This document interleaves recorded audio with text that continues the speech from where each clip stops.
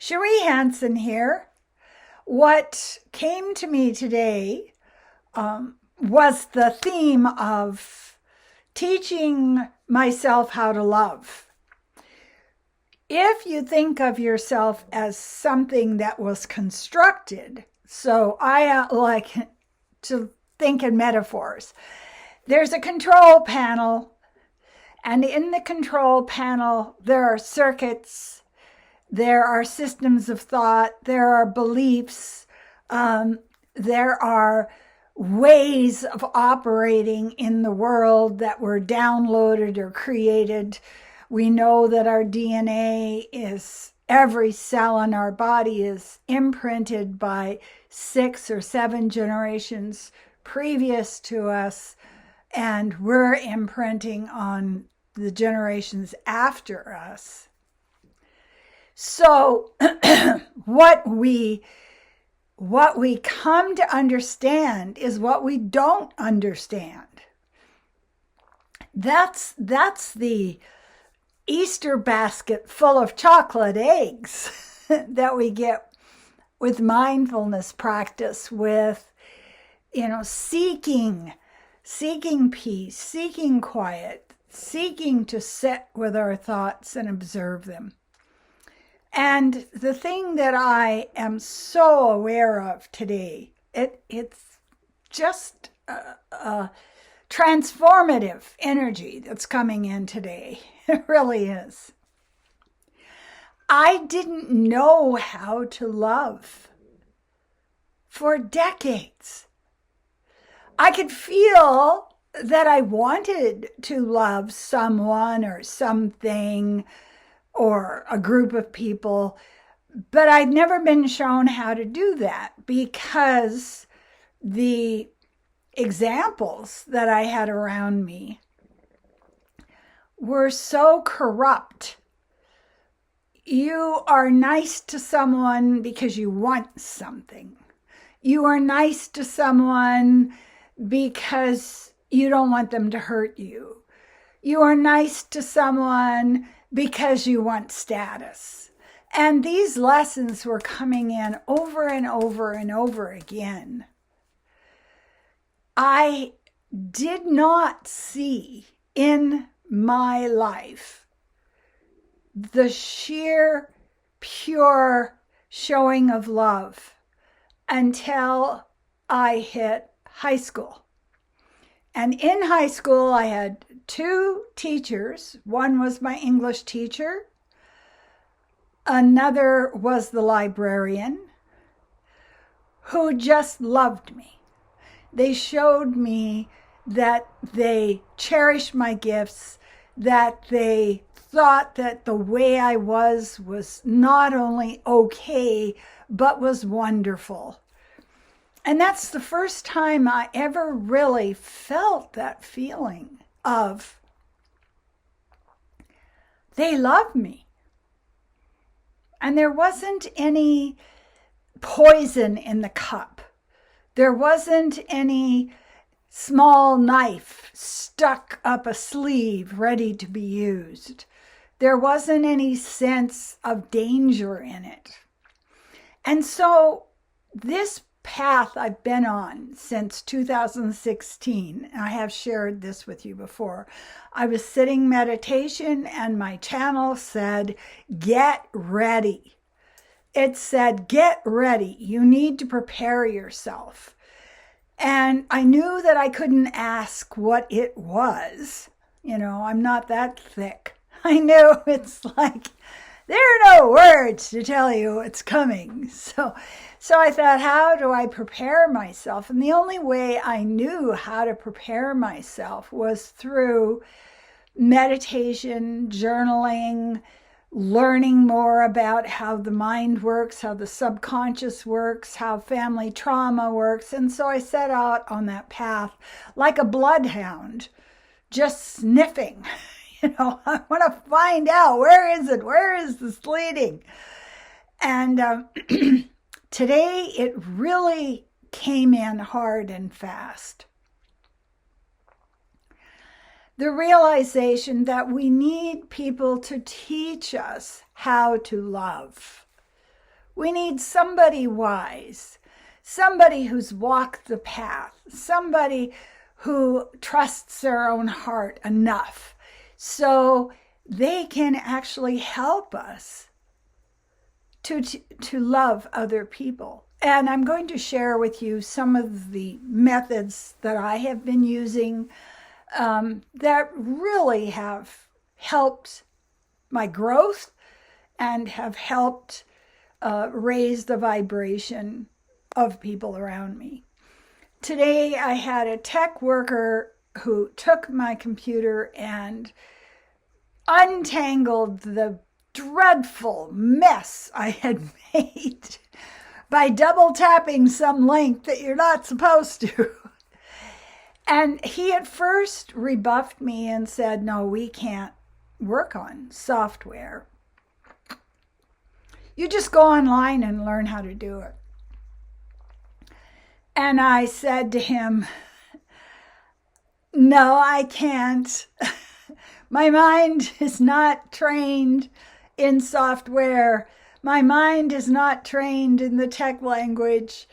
And I just made my eyes big and kind of puppy dog, like. And he took my computer and he solved the problem.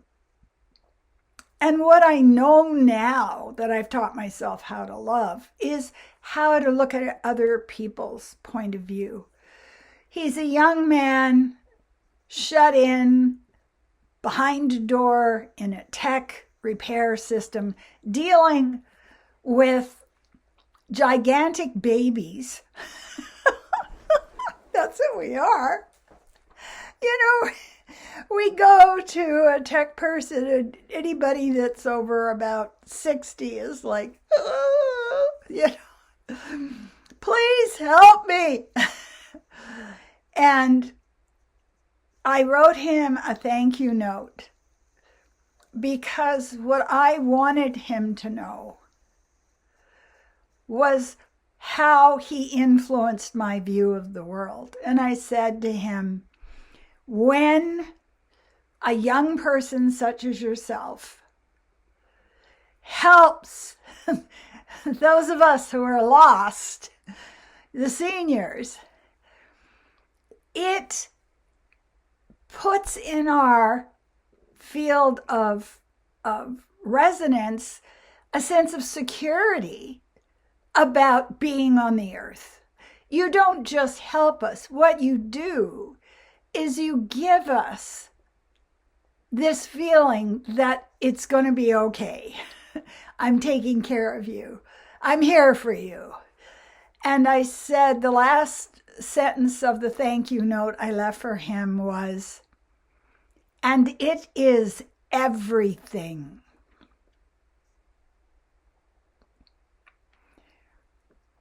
When you go into a dentist's office and the receptionists are dealing with people who are afraid or who are angry or have, their control panel is loaded up with, these people just want to make money on you. They're horrible. Blah, blah, blah. So they come in already armed with anger and frustration and fear.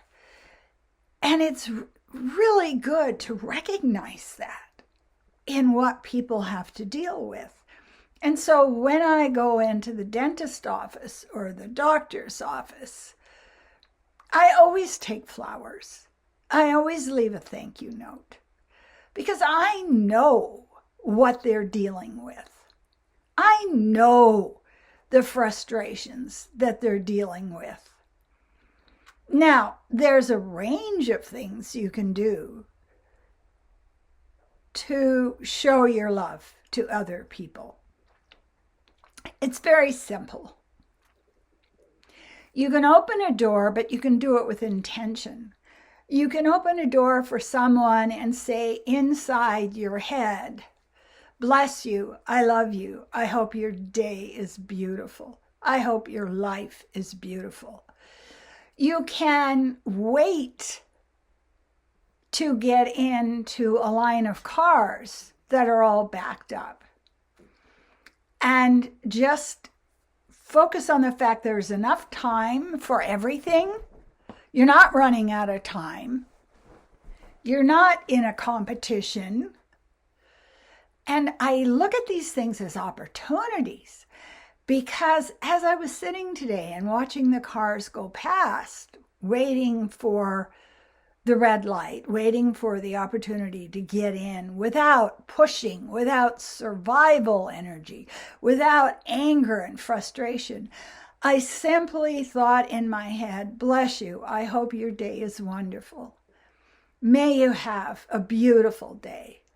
May you be healthy, happy, and have an experience of life that lifts your heart. And every car as it goes past, I looked at it and wrapped it in loving thoughts.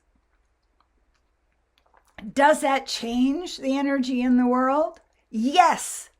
Yes, it does. Just because you can't see it doesn't mean it's not changing it. Other things you can do.